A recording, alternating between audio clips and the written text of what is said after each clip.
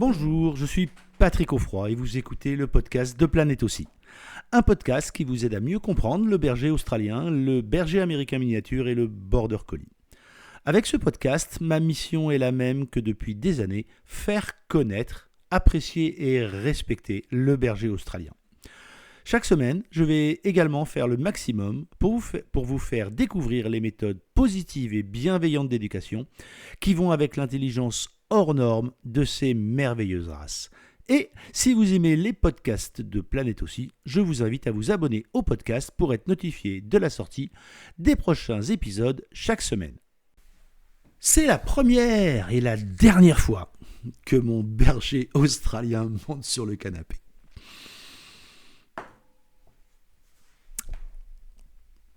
Non mais juste une fois, vraiment, juste une fois. Finalement, si on se met à la place du chien, ou plutôt si je me mets à la place de ce chien qui ne monte que pour la première et la dernière fois sur le canapé, vous voyez, c'est un petit peu comme si vous me disiez « Ok Patrick, tu rentres dans une chocolaterie, c'est super. Tu peux manger tout ce que tu veux. Ça va vraiment être du fun. Et une fois que c'est fini, vous me dites ça t'a plu ? C'était bien ? T'as adoré ? Bon ben voilà. Maintenant, t'iras plus jamais. T'iras plus jamais. Mais aussi et surtout, la chocolaterie restera ouverte devant toi toute ta vie. Sincèrement, je ne vois pas comment le chien qui est monté une fois sur le canapé ne peut pas tenter le coup pour retrouver le plaisir de la chocolaterie.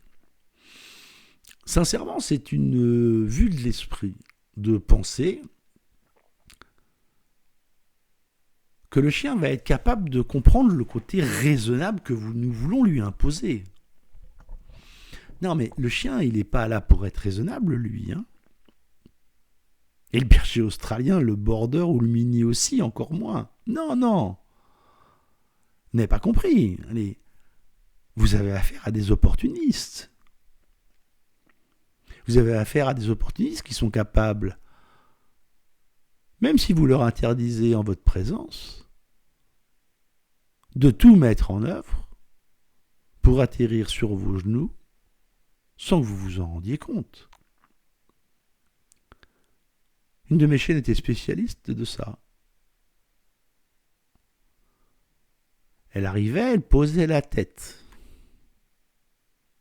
Les Australiennes aiment bien faire ça. Même si c'est quand même plus facilement un comportement de mâle d'arriver bien lourd, bien là, boum, je mets mon crâne et hop, je veux un câlin. Mais elle était plus maligne que ça. Elle posait la tête et puis elle tournait doucement la tête. Puis après, elle remontait tout doucement. Et puis après, elle commençait à essayer de passer l'épaule. En fait, elle avait commencé sur la jambe pour pouvoir essayer de se glisser entre moi et la coudoir.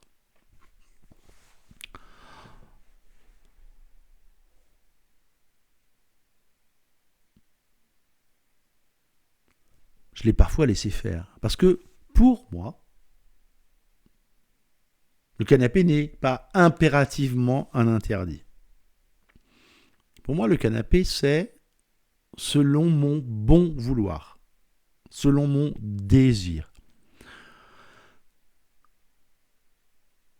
Avec le berger australien, avec le mini aussi, si vous n'interdisez pas, c'est que vous êtes d'accord. C'est un postulat que vous devez prendre, que vous devez avoir à l'esprit dès qu'il arrive chez vous. Le chiot berger australien, le chiot mini aussi, est un manipulateur né. Il est né pour ça. Il arrive et il va vous manipuler. Quoi que vous fassiez d'ailleurs. C'est pour ça qu'ils sont si mignons, si jolis et qu'ils ont ces yeux formidables qui vous regardent comme ça et qui vous disent « Allez, juste une fois ». Ben oui, mais le juste une fois va induire quelque chose.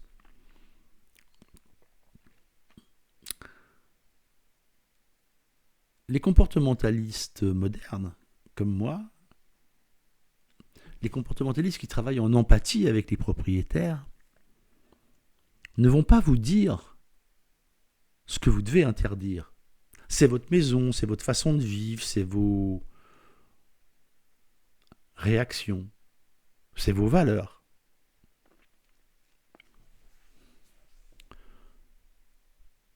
La seule chose qui est importante, c'est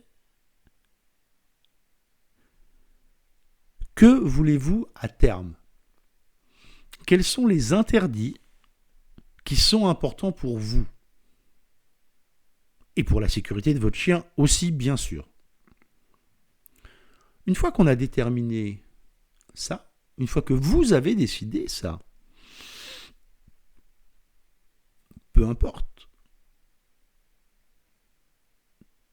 Il n'y a pas de bonnes actions ou de mauvaises actions.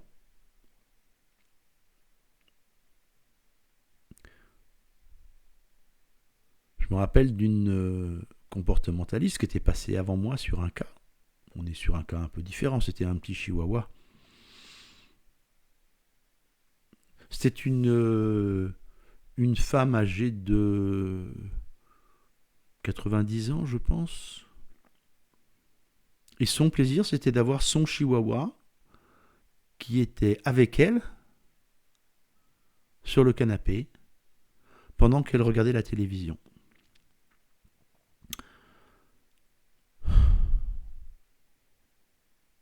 L'autre comportementaliste lui avait expliqué que non, il ne fallait pas que le chien soit là. Non, il ne fallait pas que le chien soit sur le canapé parce que blablabla, bla, bla, bla, position dominante, blablabla, bla, bla, pas bon pour le chien, blablabla, bla, enfin voilà. À l'arrivée, ce que j'ai constaté, moi, c'est que c'était une femme qui était terriblement seule, en dehors de l'assistante familiale qui venait 3 fois par semaine la voir et faire le ménage. Et que le seul contact physique qu'elle pouvait avoir avec un autre mammifère, c'était de caresser son chien. Et priver cette femme à son âge, je vais trouver qu'il y avait un petit côté inhumain. En tout cas, ça manquait beaucoup d'empathie. Ceci pour dire que peu importe ce que vous décidez, le chien rentre dans les chambres ou pas, le chien va dans le garage ou pas, le chien monte à l'étage ou pas, le chien monte sur le canapé ou pas, le chien rentre dans la cuisine ou pas, le chien va dans le potager ou pas. Peu importe ce que vous décidez. Par contre, une chose est certaine. Quand c'est décidé, c'est décidé. Donc, n'essayez pas de mettre le chien dans les conditions de moi et la chocolaterie. Si vous ne voulez pas qu'il monte sur le canapé, il ne doit jamais monter sur le canapé. Si vous ne voulez pas qu'il aille dans le garage, il ne doit jamais aller dans le garage. Si vous ne voulez pas qu'il monte à l'étage, vous ne l'emmenez jamais à l'étage. Si vous faites ça, vous ne lui faites pas découvrir la chocolaterie. Et il part de l'idée que il y a un no man's land là-bas et il ne sait pas vraiment ce qu'il y a. Si par contre, vous acceptez qu'il monte sur le canapé, alors c'est OK. Ça peut être aussi OK que quand vous le désirez, évidemment. Ça peut être un OK, pas OK, feu vert, pas feu vert. Néanmoins, gardez à l'esprit que, encore une fois, vous devez avoir une stratégie claire. Vous devez savoir ce que vous voulez à moyen terme dans votre relation avec ce chien. Et ça, il n'y a que vous et vous seul qui pouvez savoir si ça vaut le coup ou pas de faire découvrir à votre border, votre mini aussi ou votre australien la chocolaterie ou pas. À très vite. Merci d'avoir écouté ce podcast jusqu'au bout. J'espère que l'épisode vous a plu. Avant de vous quitter, je vous invite, comme toujours, à vous abonner au podcast pour ne pas manquer les prochains épisodes et surtout, n'oubliez pas de laisser une note 5 étoiles et un commentaire sur Apple Podcast. Cela vous prend moins d'1 minute et vous n'imaginez pas à quel point cela aide à faire connaître le podcast à plus de monde. Et en plus, je suis toujours content de lire tous les commentaires. N'oubliez pas d'aller voir également le site planètebergeraustralien.com, tout attaché en un seul mot sans accent, pour d'autres ressources.